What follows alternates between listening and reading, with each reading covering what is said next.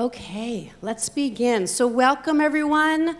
Let's all get settled in our spaces and our chairs. Take a deep breath maybe. I am. And feel present with where we are and this journey of exploring who we are. And we're going to start with a song of gathering. And you'll hear with almost everything we do a few rounds of things, and that's so that you can learn melody and join in. So please feel free to make some noise, sing with us. Stomping and clapping is great. You don't have to be silent with us today. And so we're going to start what is our first page. I believe it says page 3, though, in the bottom of your booklets. An invitation to become a circle. Circle round for freedom. Circle round for peace. For all of us imprisoned. Circle for release. Circle for the planet. Circle for each soul. For the children of our children. Keep the circle whole. Circle round for freedom. Circle round for peace. For all of us imprisoned. Circle for release. Circle for the planet. Circle for each soul. For the children of our children. Keep the circle whole. Now you know it, and you can sing along if you choose.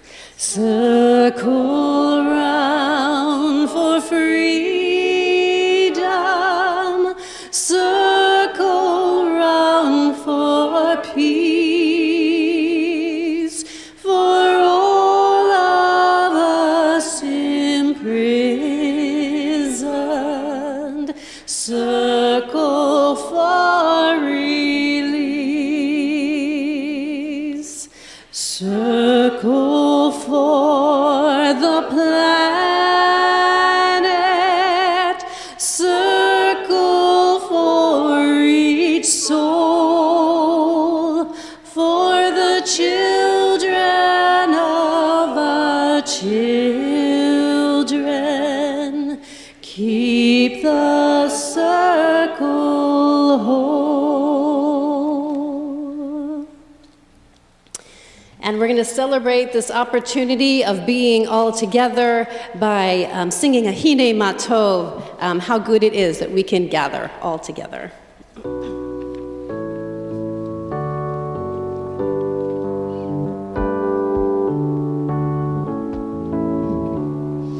Hine Matov u'manayim shevet kulam gam yachad.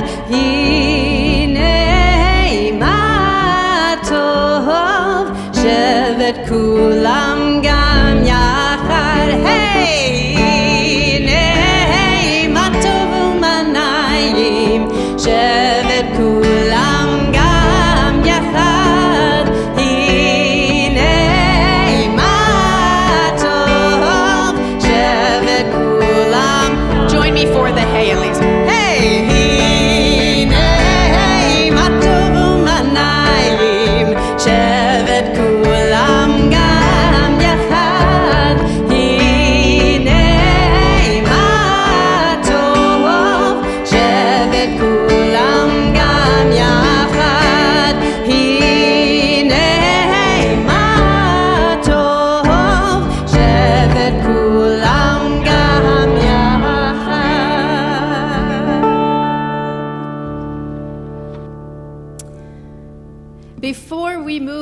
to the core of our service. I invite you to turn to someone you don't know, or maybe someone you do know. Introduce yourself, wish them a good and sweet new year. Lishana Tova Umtuka, if you want to be fancy about it. If you don't know me, I'm Diane. Shana Tova and Happy New Year.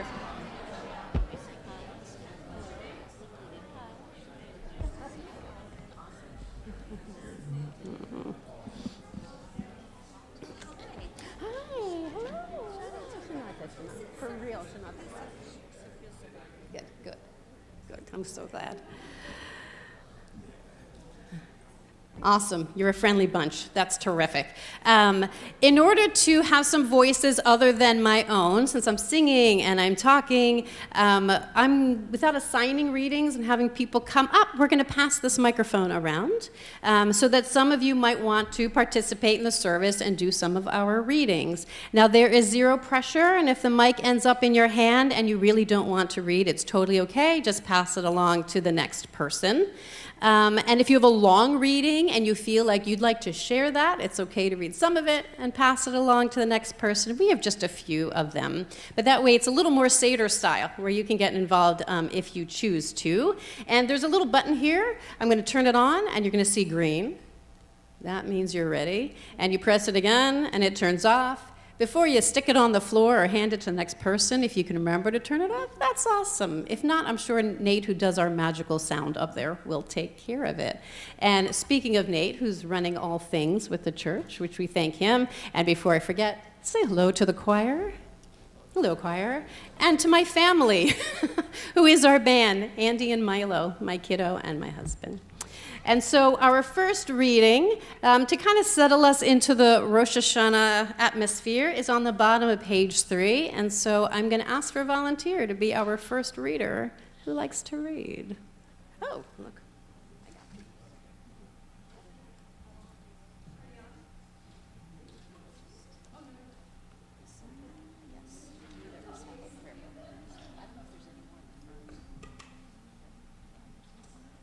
Rosh Hashanah never comes at the right time. It is always too early or too late. Who can remember exactly when the wheels of our Jewish year intersect the cycles of secular time and interrupt our worldly life? Rosh Hashanah never comes at the right time, sneaking in at the end of summer, after vacation and as school begins, or hanging around in the background only to arrive just after our autumnal schedule has been set. Rosh Hashanah always comes before we are ready to put aside our past and lay our burdens down. There is always something else to do, another job, another client, laundry to fold, a room to paint. Rosh Hashanah always catches us by surprise, showing up with a shofar blast and an inner voice proclaiming an unexpected summons to stop, turn, and listen. To gather as we remember to work for peace and for blessing. Thank you. So do you ever feel like you're ready when the Jewish New Year comes around? And the Jewish calendar rarely seems to align cleanly with the world around us. I feel like there's always amazement every year of like, oh my, the high holy days are so late this year. Or, oh my gosh, Hanukkah's during Thanksgiving. And no one knows when Shavuot happens because we're all on summer vacation. You know when Shavuot is? I bet only a few of you know when Shavuot happens.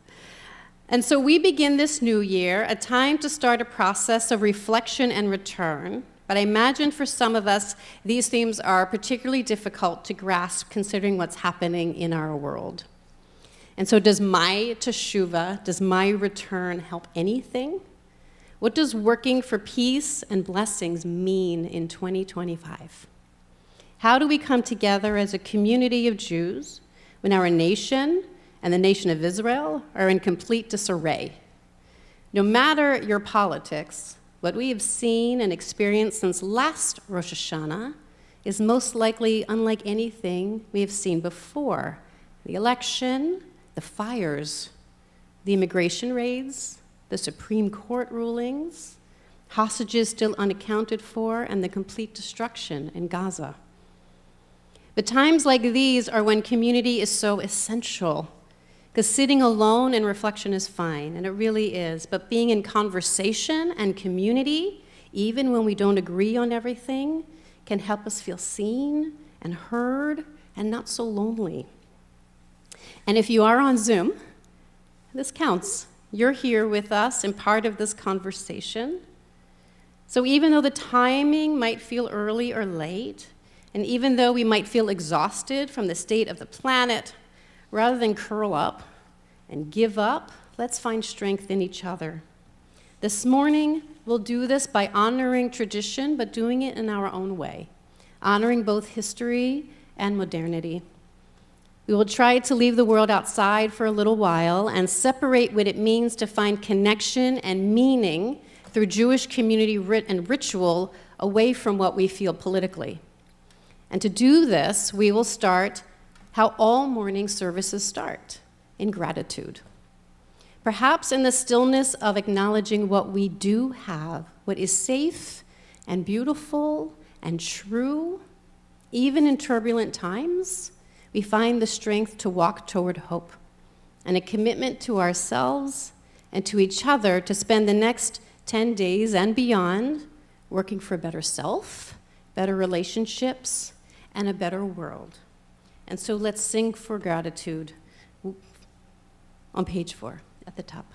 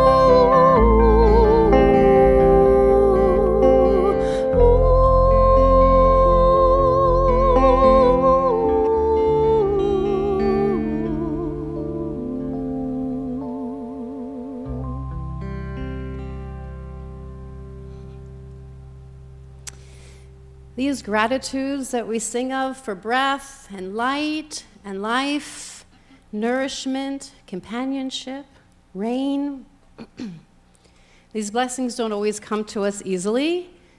And one of the definitions of this idea of God that used to make a lot of sense to me was that God is a mess. And I often repeat this phrase once said to me, that the magic is in the mess. And here we are. It's messy. So where is the magic?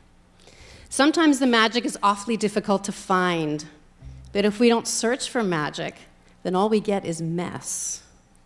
So we acknowledge that we are part of a flow of life that includes joy and pain, and that this flow involves us as dance partners with all that happens within us and around us.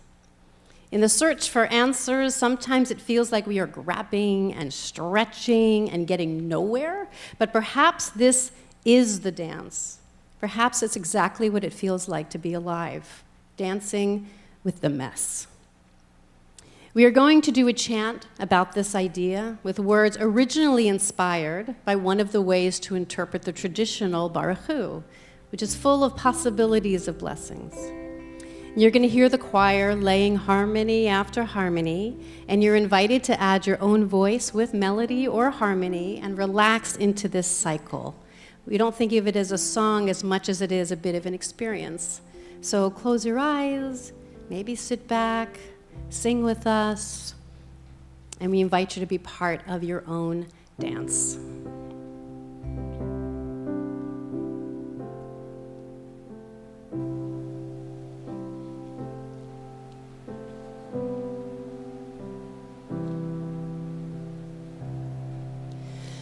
With us, within us, around us, a journey, a purpose, a chance.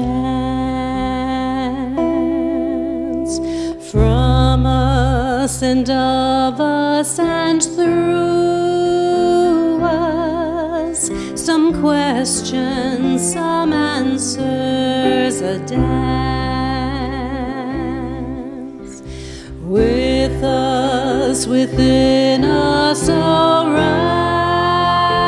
us, a journey, a purpose, a chance. From us and of us and through us, some questions, some answers, a dance. You're invited to sing. With us, within us, around us, a journey, a purpose, a chance. From us and of us and through us, some questions, some answers, a dance. Our last time together. With us, within us, around us, a journey, a purpose, a chance. From us and of us and through us, some questions, some answers, a dance. And in this gratitude for all of those blessings that we named, we're ready for our reading at the bottom of page 4, Gratitude of Light. If we could have a volunteer. Where's the microphone? There you go. Make sure that green light is on.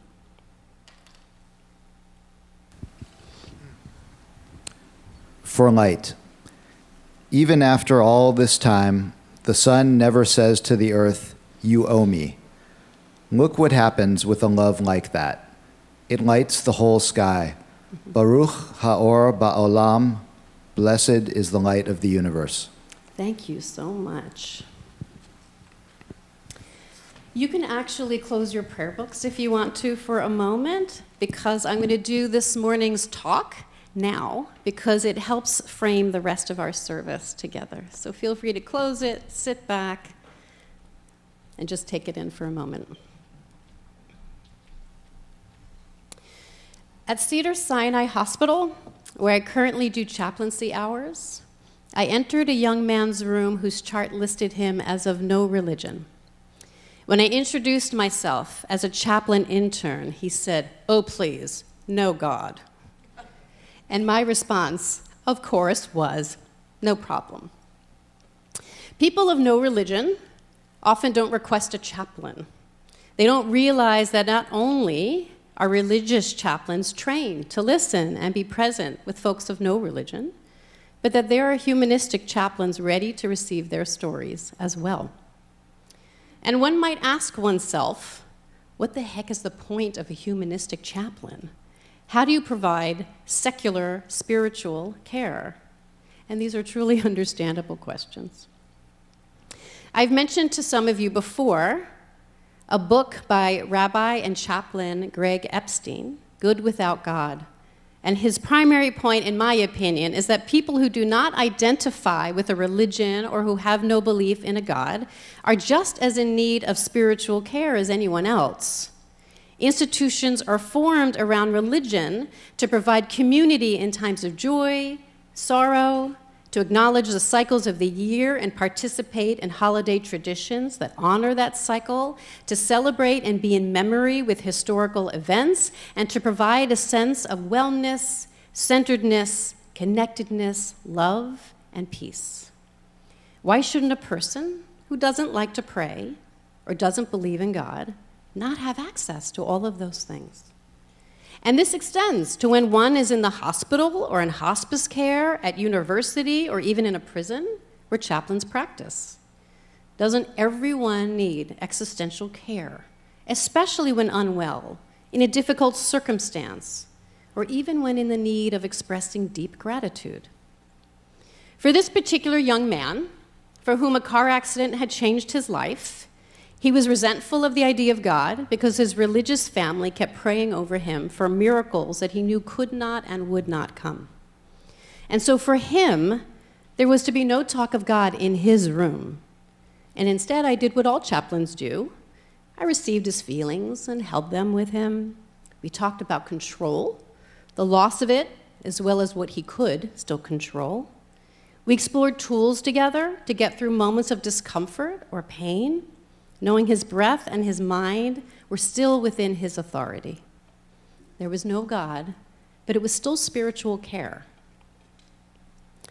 Other times, I enter a hospital room that is full of belief in something divine. And in that moment of change, pain, trauma, or even joy, they are ready to pray even if they never have before. Bless you. Just as a religious chaplain can speak on a secular level, I am being trained to speak on religious levels other than my own.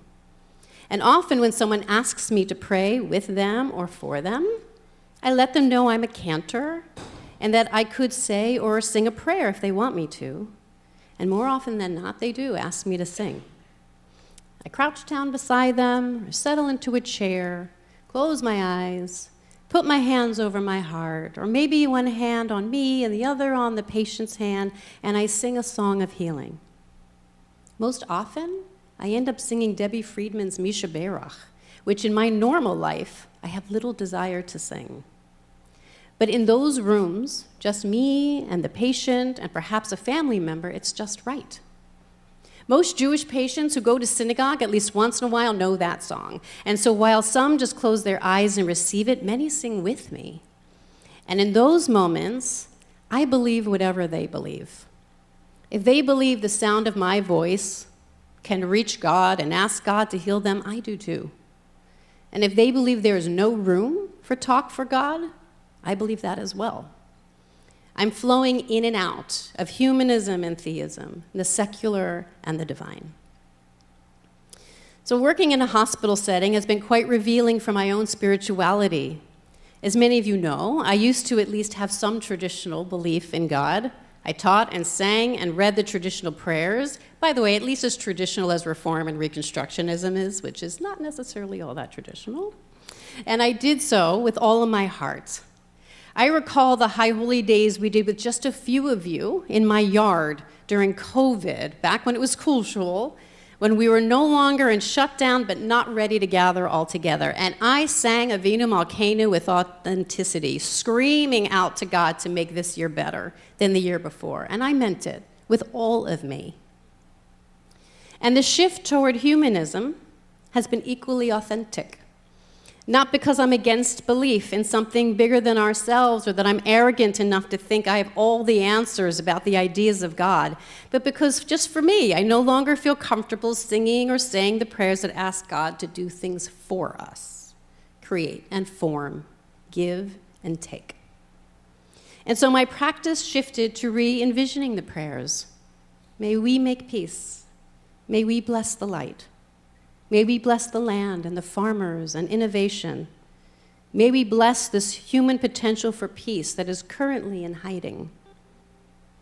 But even this version of prayer is evolving in me. I'm starting to follow a humanism that is similar to that of the poet Herbert Levine, whose work appears a few times in our prayer book and whose poetry has populated our recent Shabbats together. He was a student of the founder of the Renewal Movement, Reb Zalman Schachter Shalomie, and I myself am a huge fan of Reb Zalman's way of thinking. He was quite alternative in thoughts about divinity, but the words always return to the original, regardless of his creative interpretations. He encouraged this poet, Herbert Levine, who was struggling with traditional prayer, to pray with, "I thank you, universe," and to see what happened. What emerged are several books of poems and prayers that thank the universe rather than thanking God. This encourages a sense of relationship to exist between oneself and the cosmos. My personal Jewish practice is moving there, in a deeply spiritual place that doesn't utilize the word or name of God, but honors this I-thou relationship with the world and a sense of awe. And yet, many of you have told me that there are moments when we are flowing through a humanistic service that you miss the older texts. And I do too. I also feel a twinge in my gut when I sing the Shema with new words, not that I prefer the meaning of the old words, but because the actions of my lips forming those ancient consonants and vowels created a connection for me, and I still need time to even know if I can gain that similar sensation with the new text. And even before, it didn't matter much what the Shema exactly meant. It was the cadence of the prayer that offered the potential for this inner unity. One of my professors talked about this cadence in regards to Kaddish, Yit Gadal, the Yit Kadash, etc. And I bet very few of you know what Kaddish actually says. You might not care what it says. And if you read it, you might not like what it says. Again, though, it's the formation of those consonants and vowels, those pauses that are familiar, the periodic amens that you long for, the connection to generations past, parents and grandparents and great-grandparents is maybe what you seek. And I get it. Me too. And so just as when I walk into a hospital room and I bend toward their sense of spirituality and religion and not my own, I want to do the same for my congregation. We're all going through varying levels of distress and trauma, just like the patients I see. And even if our personal and physical lives are relatively stable, the awareness of the horrors happening in our world are running in the background of our minds all the time. When we feel distress and when we need to call out to the universe for whatever it is we need to call out for, room has to be created in communal spaces to suit what you need in that communication, and not solely the need of the person who's leading. In a time when there seems to be lack of compassion and understanding between one individual or group and the next, perhaps this way of thinking can be a lesson in reconnecting to the humanity in all of us. One of the concepts that has spoken deeply to me in my chaplaincy studies is the acknowledgement that every single person is going through some kind of turmoil. One could consider this only in three-dimensional ways, dealing with ailments, traumas, abuse, or just average issues. But we can also think of this in more spiritual terms, that each of us on a subconscious level is wrestling with something we may not even identify or understand. Our actions then reflect, often with us unaware, deeply hidden fears and issues, that are related to both our spiritual and literal complexities. Think of someone who you might label as an adversary or an enemy. What internal narrative might that individual wrestle with on both a literal and spiritual level? The thinking of my way or the highway is not working in our world because it means dismissing the other. Ignoring the needs of those who simply want the polar opposite of what we want isn't working. If we can pause and ask ourselves, what is this person afraid of? What might their struggle be? Not only is there a better chance of sensing their inner humanity, but also there is a potential to offer them what they need, not what we need, in order to bring some peace to the relationship. Maybe the person in front of you needs a sense of security, or a sense that the quickly changing world won't leave them behind. Perhaps they need to be heard or seen. Maybe they need to be told that you don't think their beliefs or morals are evil, even if they oppose your own. Maybe they need to hear that you don't think they're stupid. Maybe they fear the idea of God not being in control of them, the world and the environment, or maybe they fear the idea of God being in control of them and the world and the environment. In the hospital, this is what I must reflect, even with patients whose ideas of the world are diametrically opposed to my own. I must check my bias at the door as best I can and serve them. And believe me, sometimes that is not easy. But it is a skill that we all need to improve, or the world's just going to remain divided.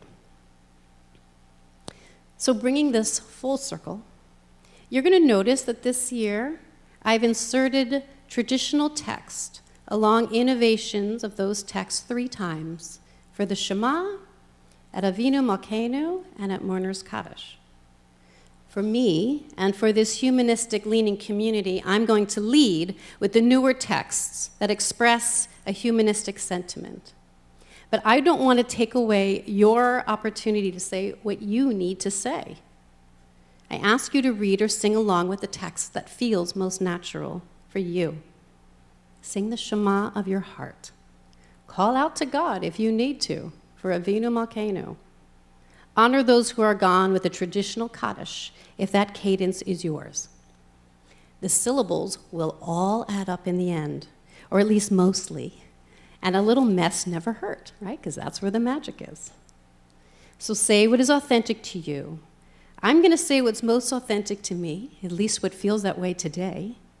And then we're going to meet up at the end with unity and diversity and love. And so I'll ask you to join me as we begin that journey on the top of page 5 with an Ahava Rabbah, abundant love.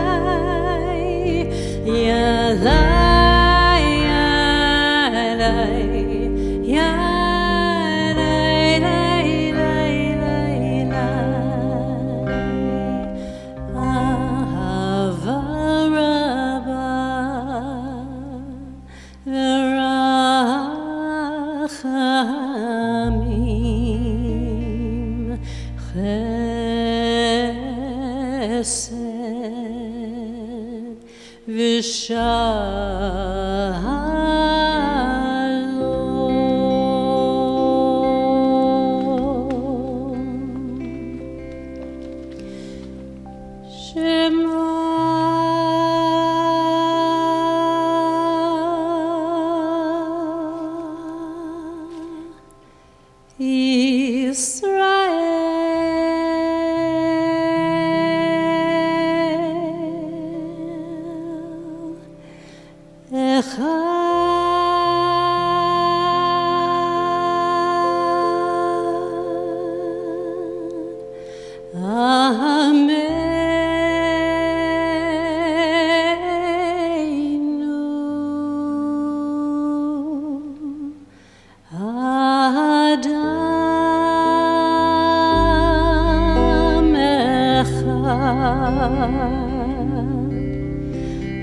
hear this Israel. Oh, hear this humankind. We are all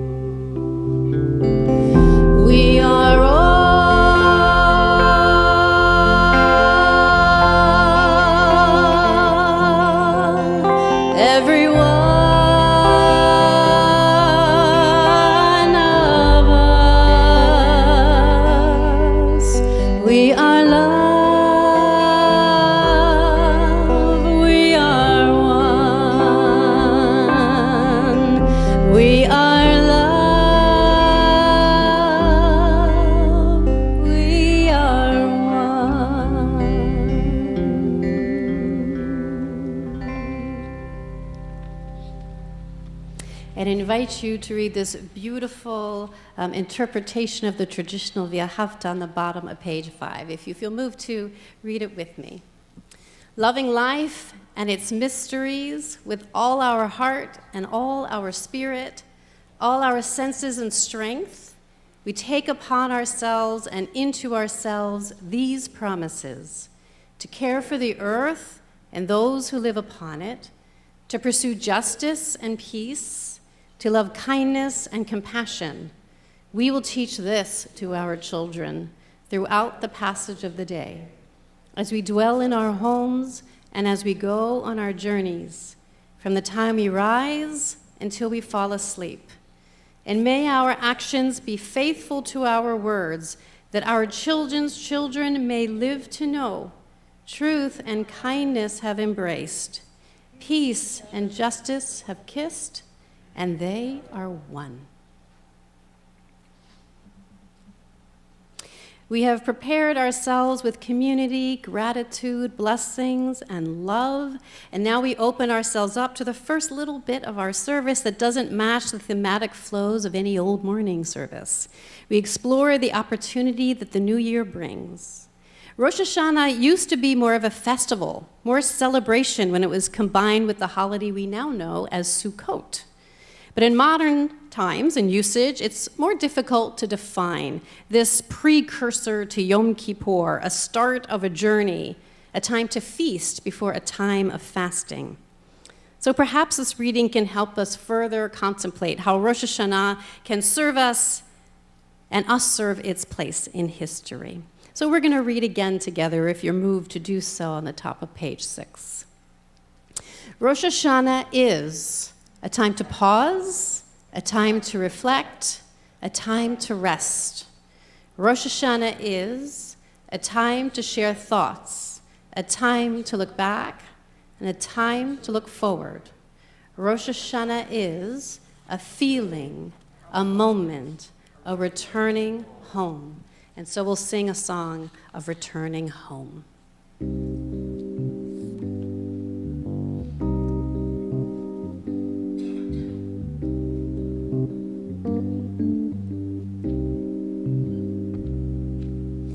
Return again, return again, return to the home in your heart. Return again, return again, return to the home in your heart. Return to who you are, return to what you are, return to where you are. We can find home again. Return to who you are, return to what you are, return to where you are. We can find home again. Return again, return again, return to the home in your heart. Return again, return again, return to the home in your heart. Return to who you are, return to what you are, return to where you are. We can find home again. Return to who you are, return to what you are, return to where you are. We can find home again. Return again, return again, return to the home in your heart. Return again, return again, return to the home in your heart. And if we can pass the mic and have a volunteer to read the middle of page 6, that would be terrific.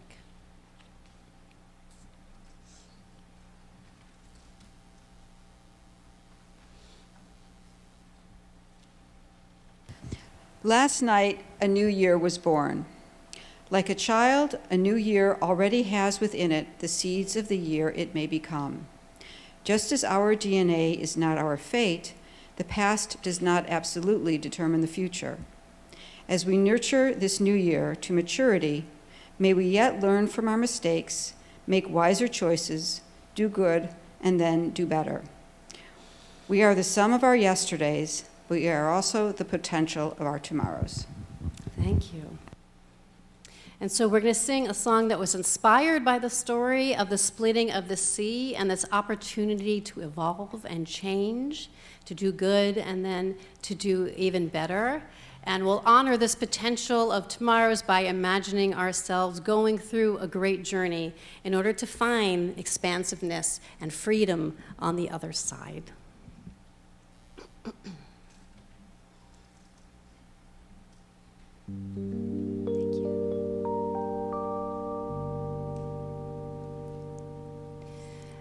May we lift our hearts up from narrow place.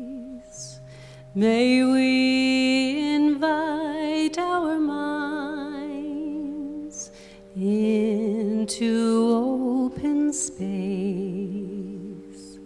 May the hate that binds us and pulls us toward flood, release to higher ground, where we'll find only love. May the fears that linger sink along the shore. May the voices hidden emerge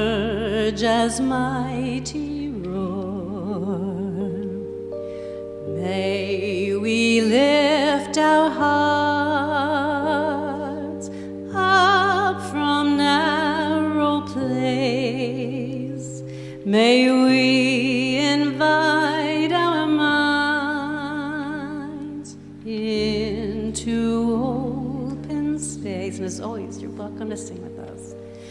May we lift our hearts up from narrow place.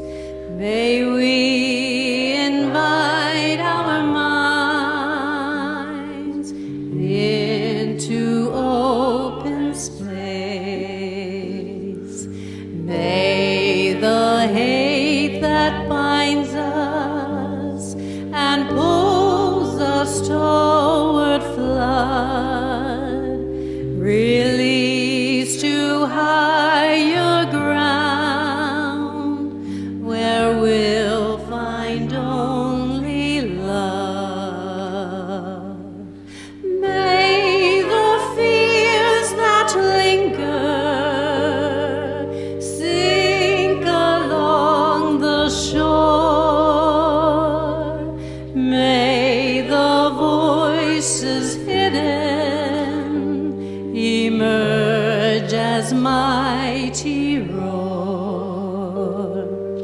May we lift our hearts up from narrow place.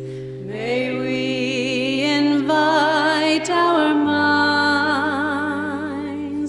into open space.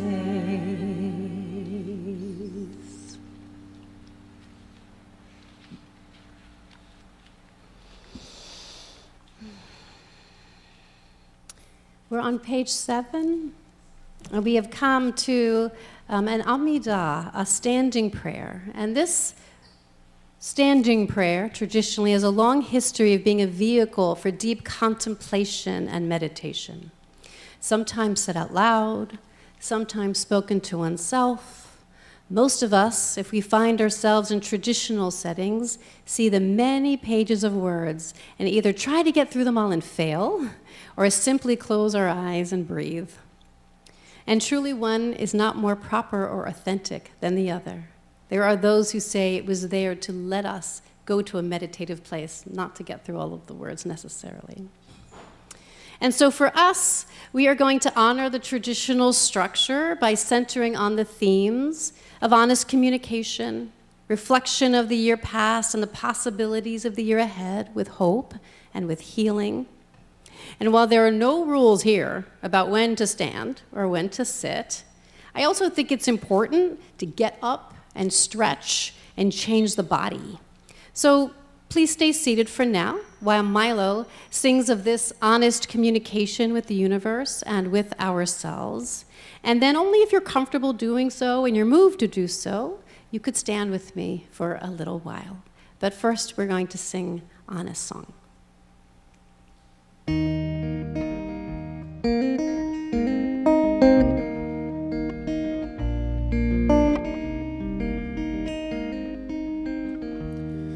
As we gather around the table, say a prayer for those we love.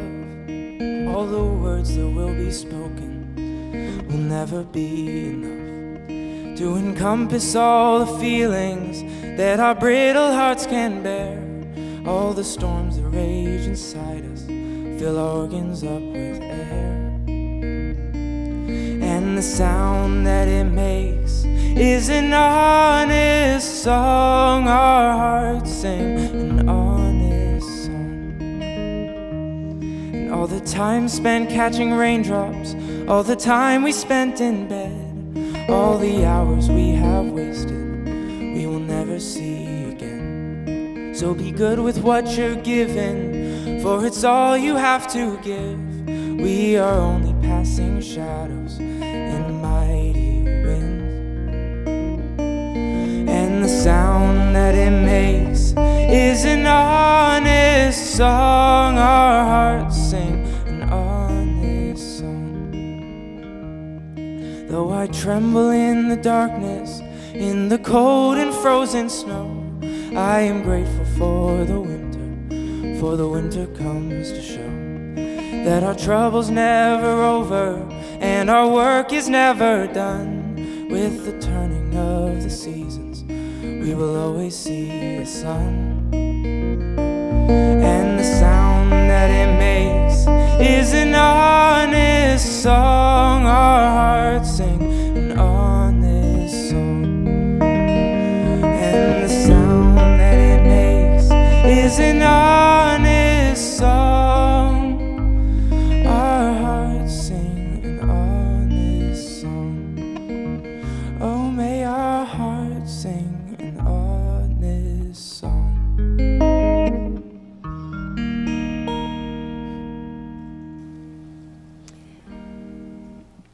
I know we want it.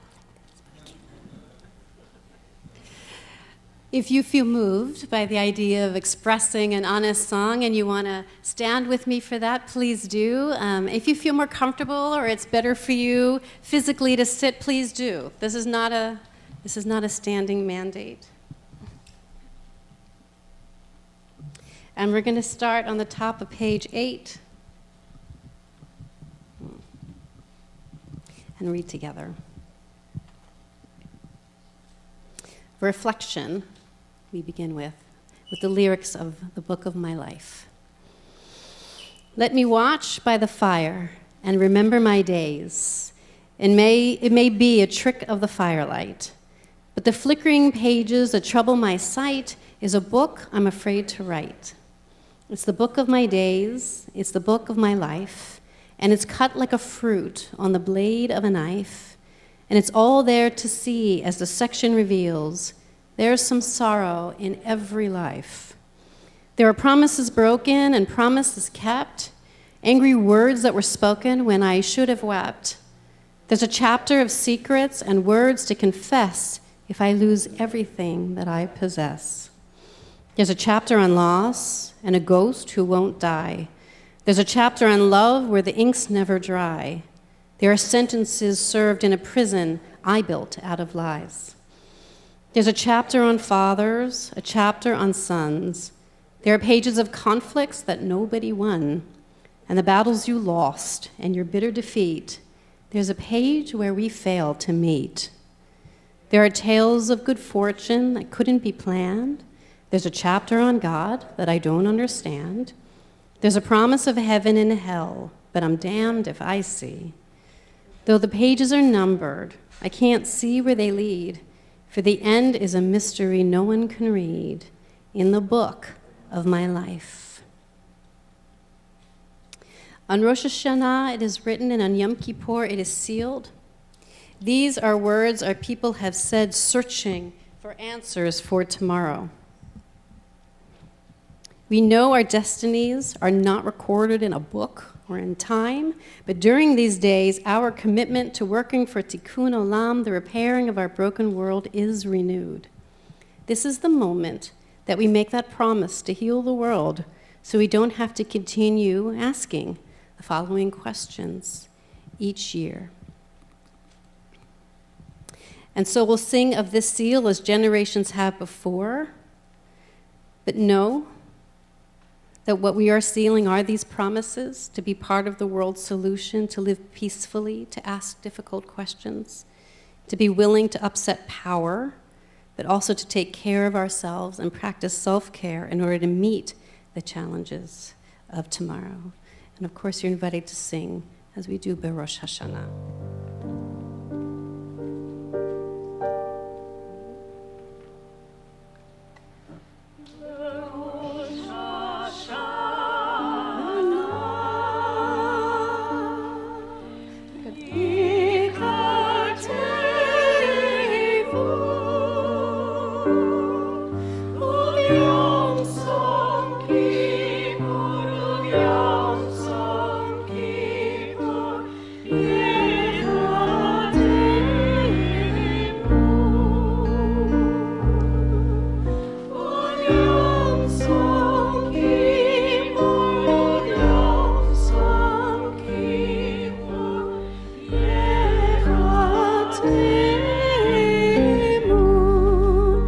Feel free to read these questions with me.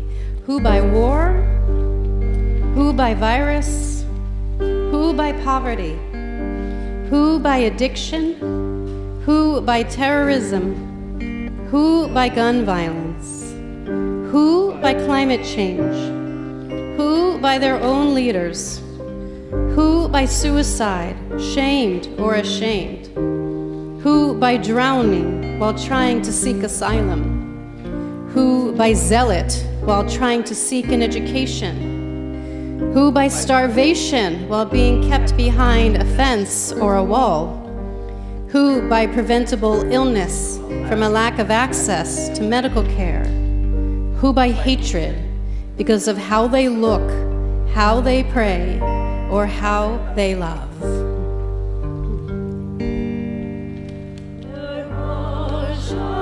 Rosh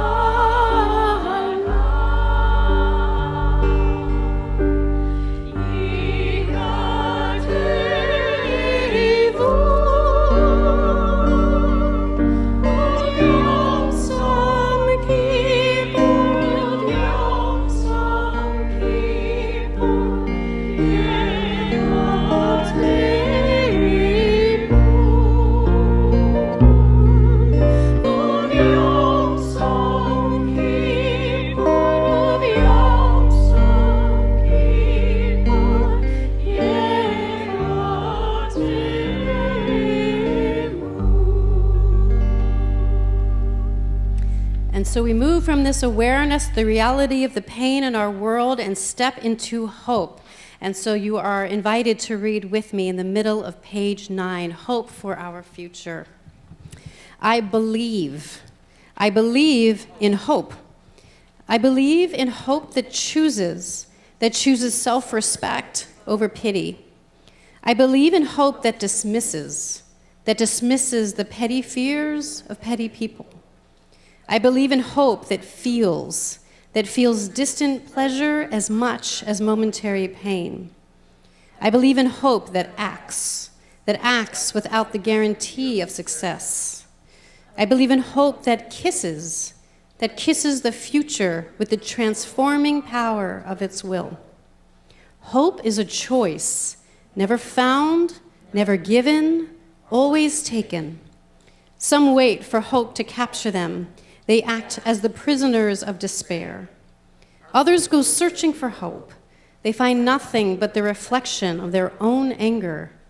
Hope is an act of will, affirming in the presence of evil that good things will happen, preferring in the face of failure, self-esteem to pity. Optimists laugh, even in the dark. They know that hope is a lifestyle, not a guarantee. And we'll sing of this hope within.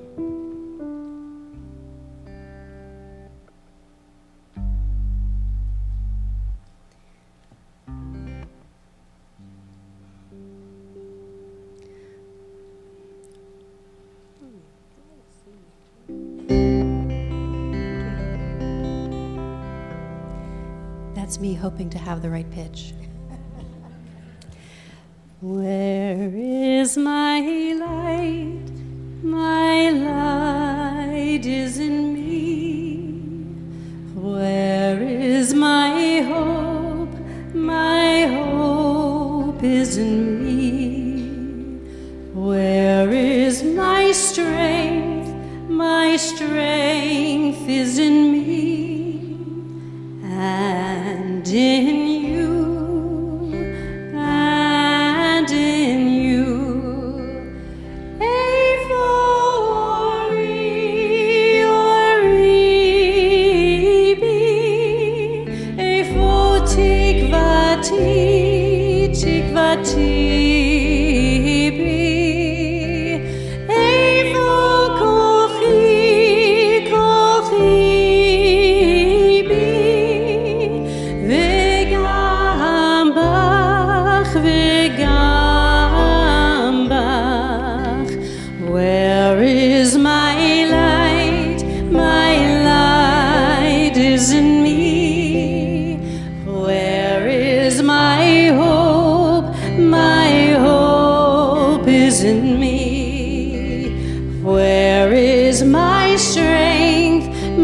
Strength is in me.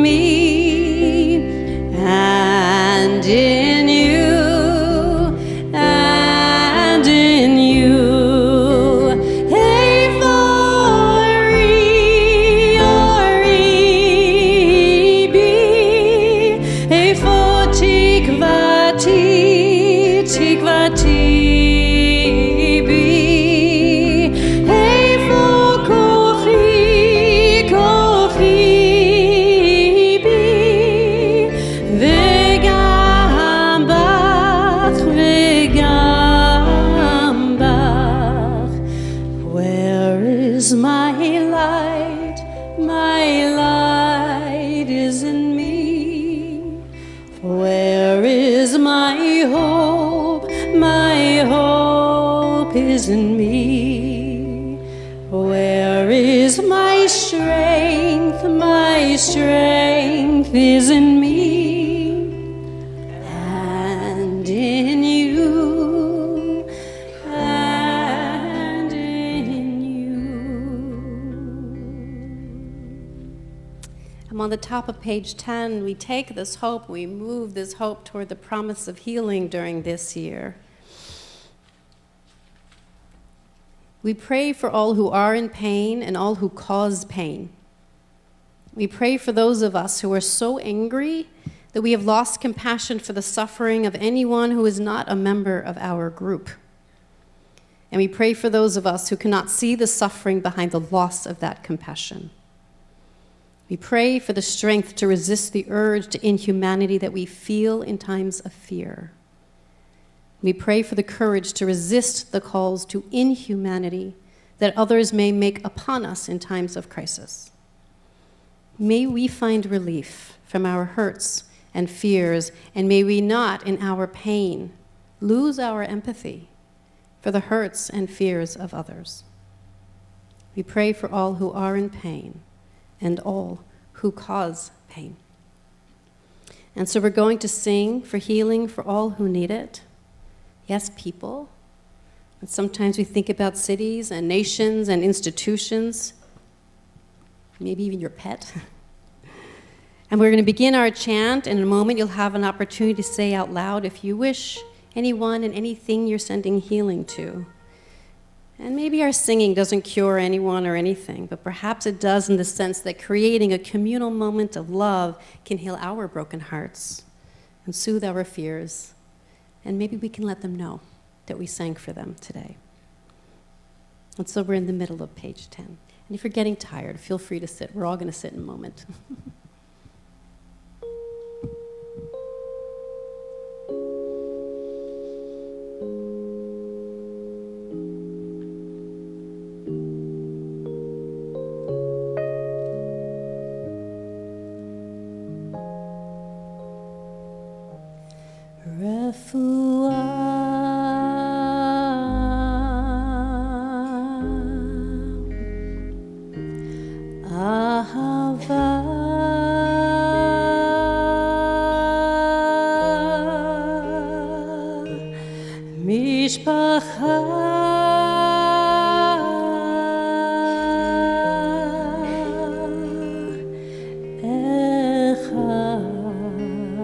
And those words mean healing, love, family, and one or oneness. We are healing.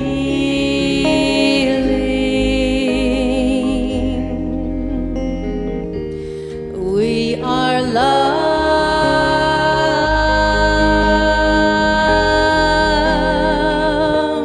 We are family.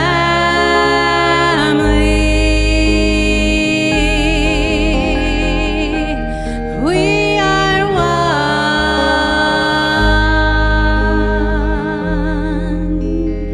And here's an opportunity if you want to. You can say it quietly. You can shout it out if you want to, of anyone that you're thinking about, any place that you're thinking about that needs healing.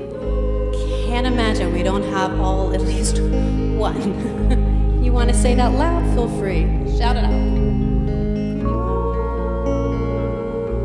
Keep it private.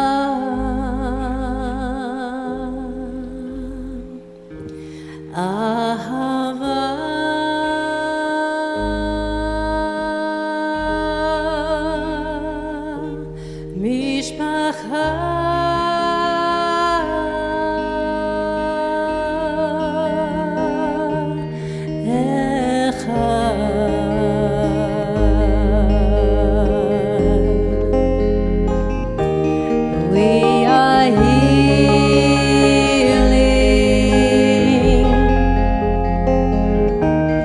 We are love.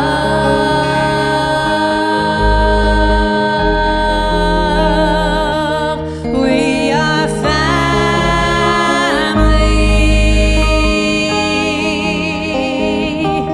We are one. We are one.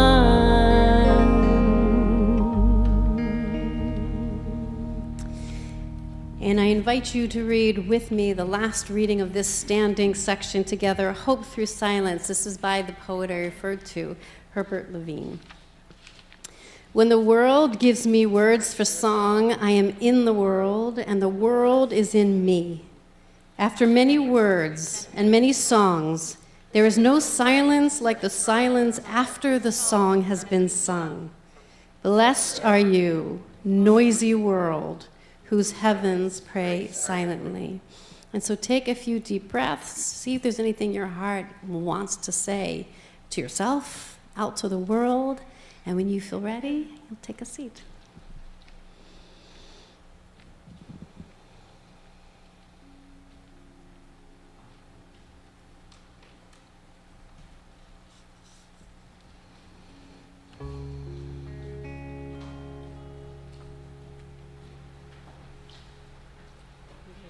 Shalom leolam, shalom leolam. May peace prevail on the earth. May peace prevail on the earth. Shalom leolam. Shalom leolam. May peace prevail on the earth. May peace prevail on the earth. Shalom leolam. Shalom leolam.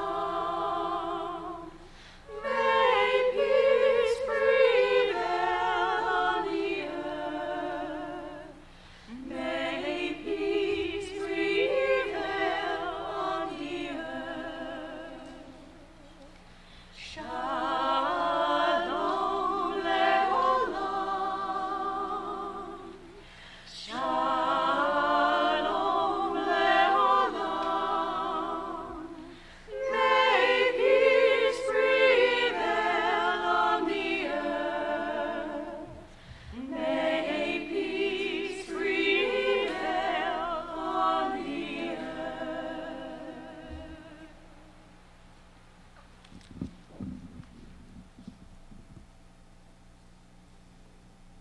We're on the bottom of page 11.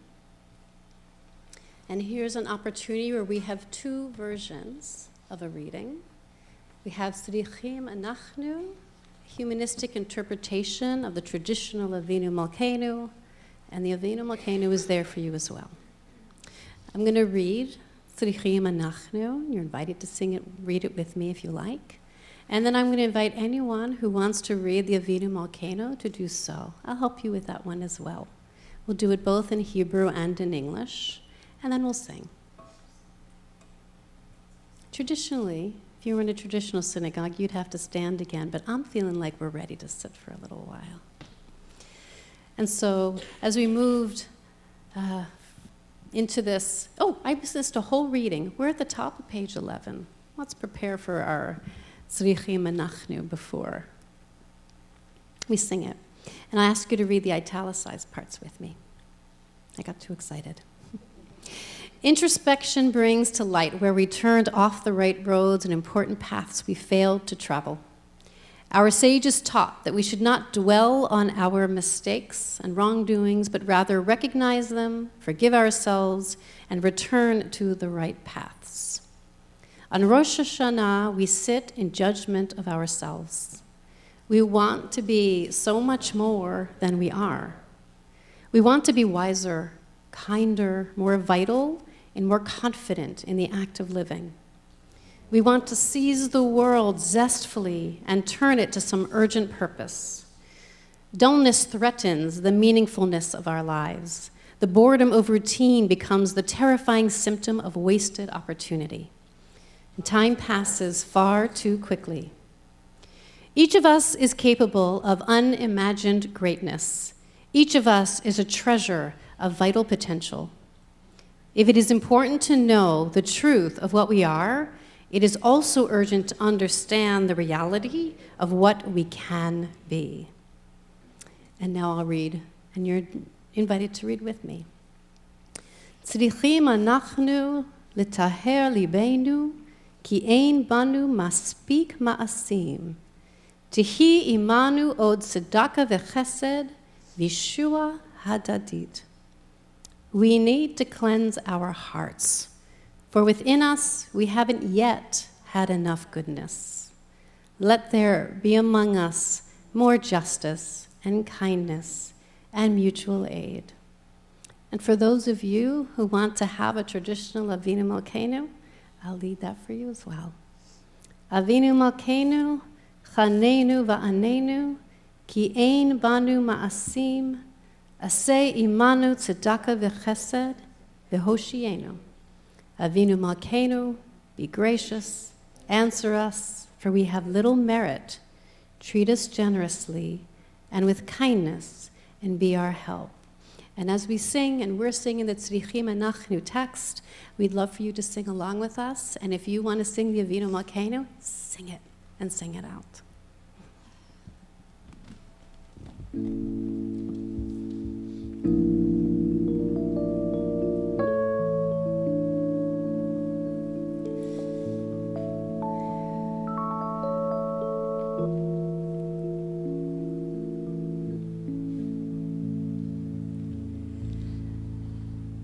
Tzrichim anachnu, tzrichim anachnu, tzrichim anachnu litaher libeinu, ki ein banu maspik ma'asim. Tehi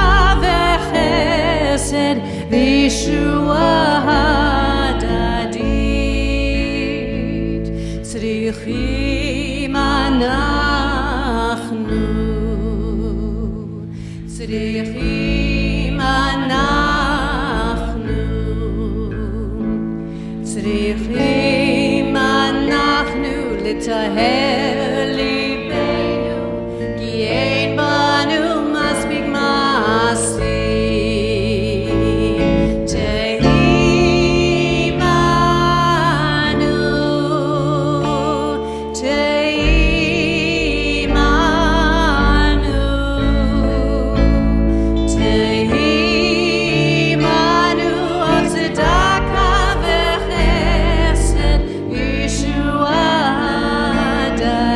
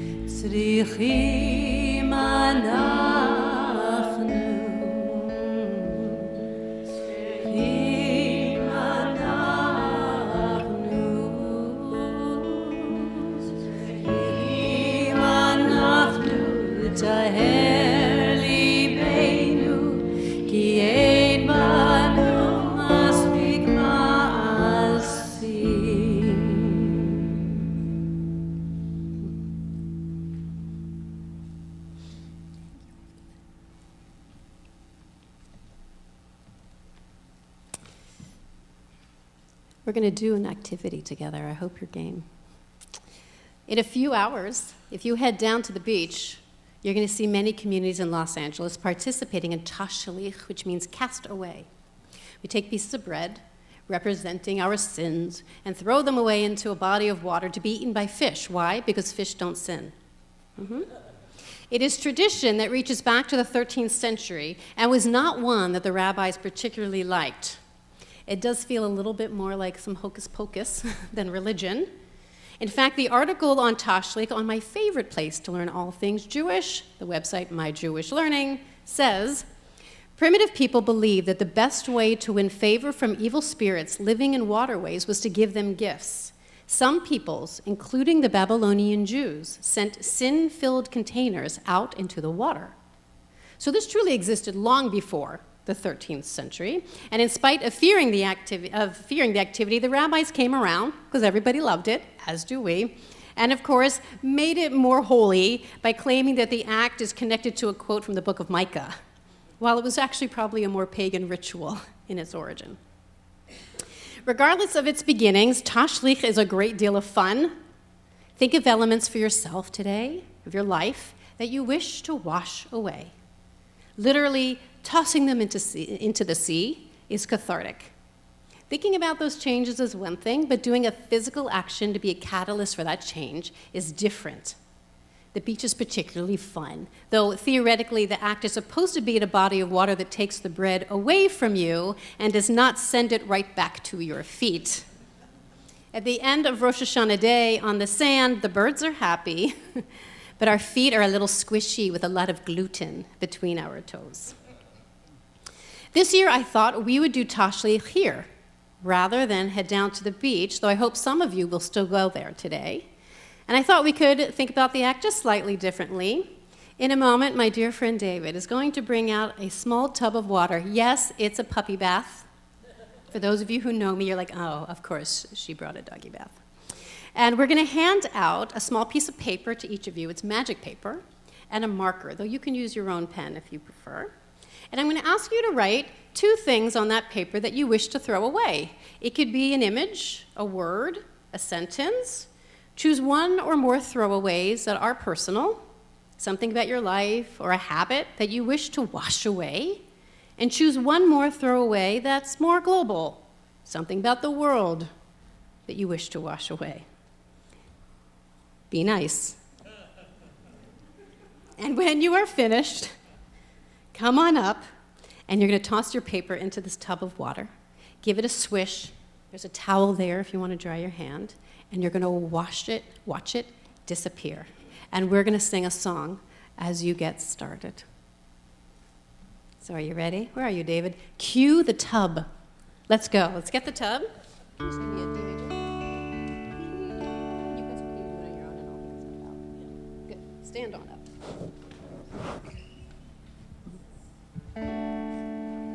Oh, well, now you're up. A song by Holly Near to inspire what you're going to put on your paper. We are a gentle, angry people, and we are singing, singing for our lives. We are a gentle, angry people, and we are singing, singing for our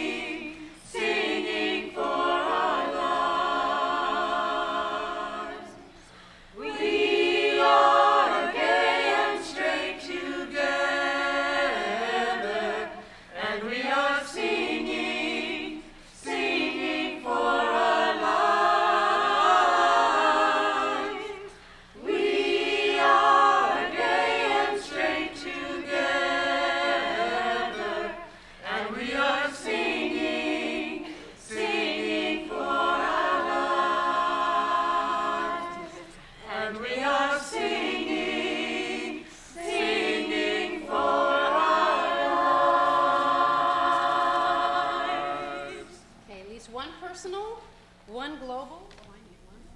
Yeah. And then come on up and swish it away.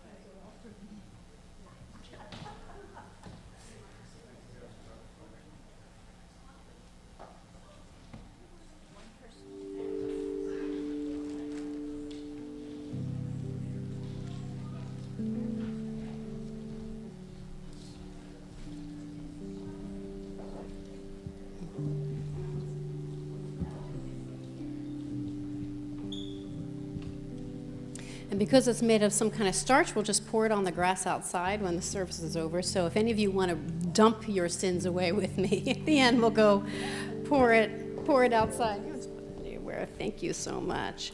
And so now we want to seal this commitment to everything that we just tossed away. We're going to do our shofar blowing, and when we do, you might even want to close your eyes and just allow that sound of the shofar to wash over you and vibrate within you as we sense these 3 levels of need. We have a single blow that cries out. We have 3 scoops as our need for change increases, and then these 9 short blows that have the sound of desperation for better times. And so I'm on page 12. The shofar was blown by the ancient Hebrews as a call to bring together families and tribes. It was blown to announce the Jubilee year and the release of the slaves. It was blown to let the people know when it was time to move and when it was time to stop moving. At the new year, the shofar was blown in hopes that it would get the attention of their God in order to give them a good year. It was blown again as a wake-up call for the people to release their old habits and ways, to reflect on the year gone by and plan for how they would make the upcoming year better for themselves and the world. And so each of us enters this Rosh Hashanah morning with a different need. Some hearts are full of gratitude and joy. Some hearts ache. Some long for friendship and understanding. As we hear the sound of the shofar, let's invite that sound to awaken us to our common need, to gain strength from each other. I'm going to move this microphone a little and get myself out of the way. And feel free to fall with me. Hi, Norm. It's blown by an almost ancient Levine now. Are you ready? Here's our first round to awaken us to our past and say, I am not everything. Tekiah. Shivarim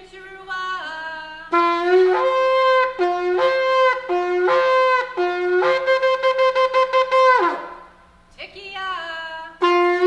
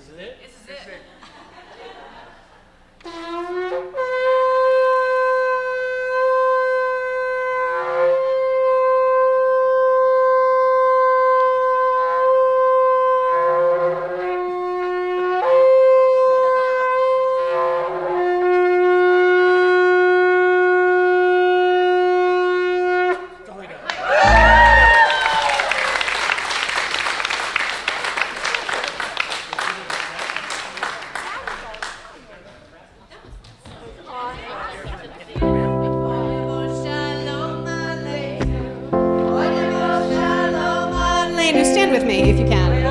Shalom aleinu ve'al kulam. Od yavo shalom aleinu. Od yavo shalom aleinu. Od yavo shalom aleinu ve'al kulam. Shalom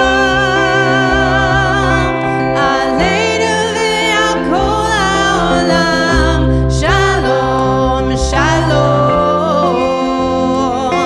Salam aleinu ve'al kol ha'olam. Salam, salam. Od yavo shalom aleinu. Od yavo shalom aleinu.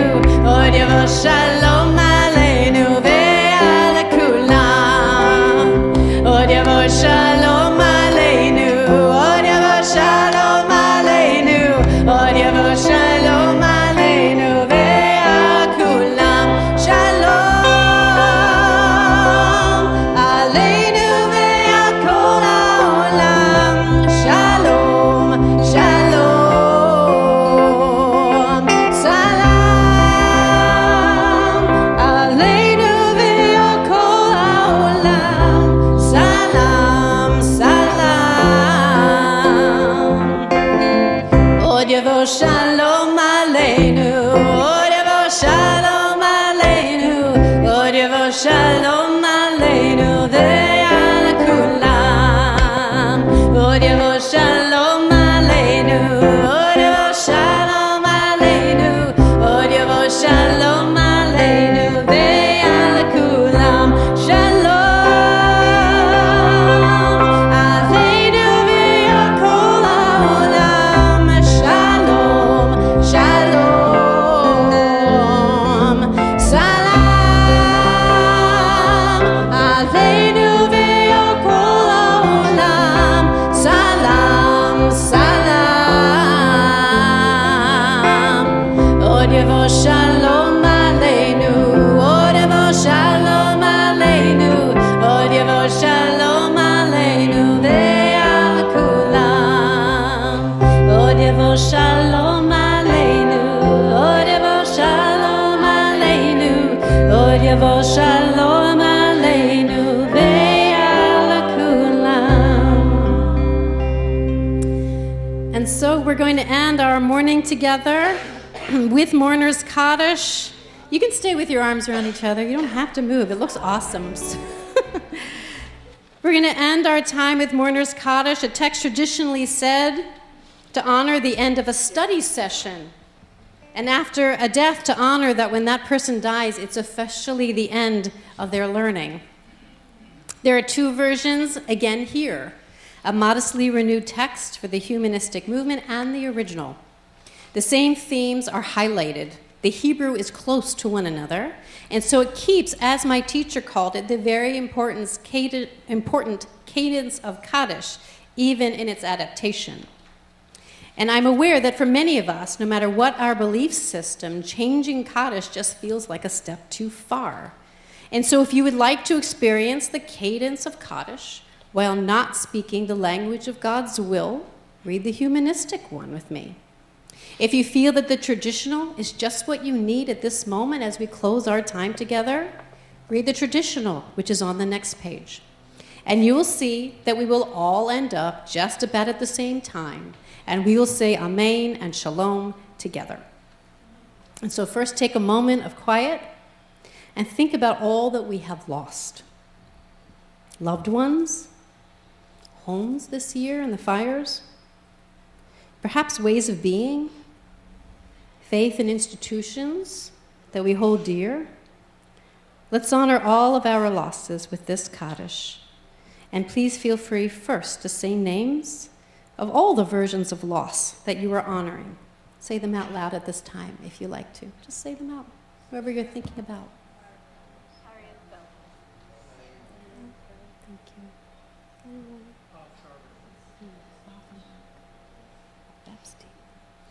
And so we say Kaddish together of your choosing on page 13 or page 14. And then we'll sing of peace. Yit gadal v'yit kadash shlama be'alma. Nivra shlama chirute, v'namlich malchute, v'chayechon, uvyomechon, uvchaye dechol beit Yisrael, ba'agala uvizman kari, v'imru shalom. Yehe shlama rabba, mivarach leolam ulalmei almaya.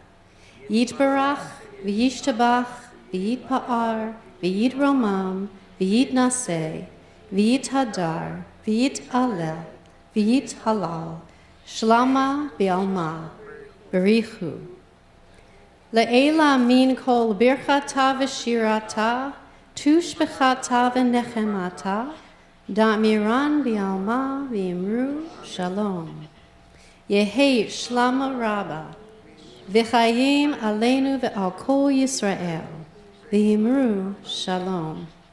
Na'aseh shalom ba'olam, aleinu v'al kol Yisrael, v'imru shalom. And so we end our time together singing Na'aseh shalom, or if you want to, you can sing Oseh shalom, and we come together in peace and hope for peace.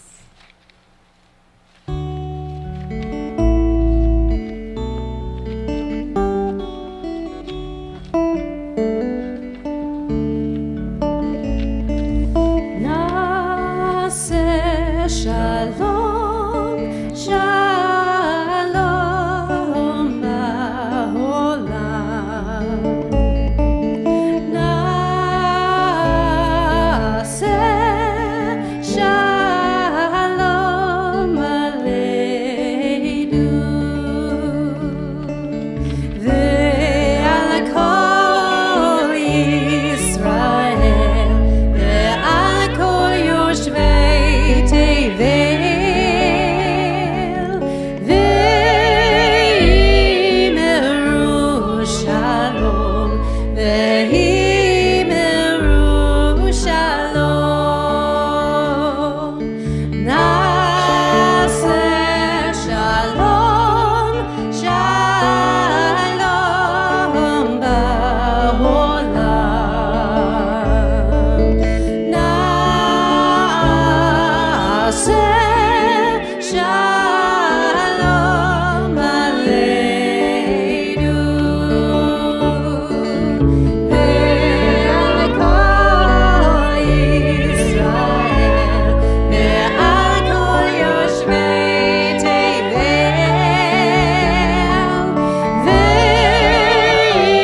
ve'imeru shalom ve'imeru shalom ve'imeru shalom ve'imeru shalom.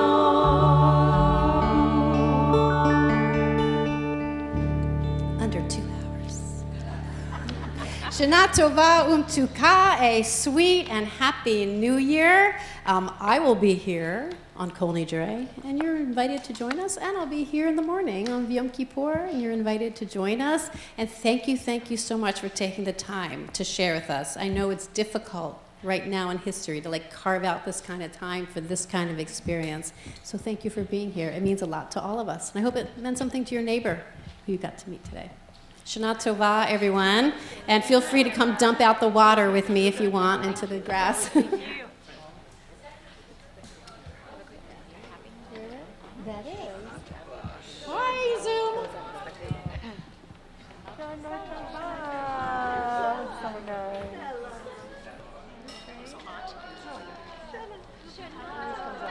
I know, right? Hey, Stella. Stella, I love it. She's got her colors. Shana Tova.